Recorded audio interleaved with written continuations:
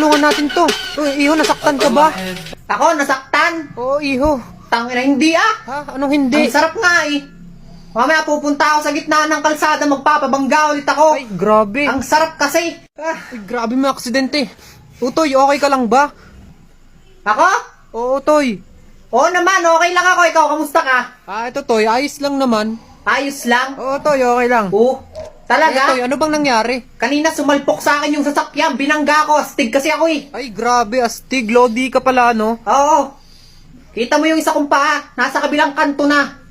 Okay lang ako. Teka, Toy, tatawag ba tayong ambulansya? Tanga, wag ka nang tumawag ng ambulansya. Bakit naman? Okay lang ako.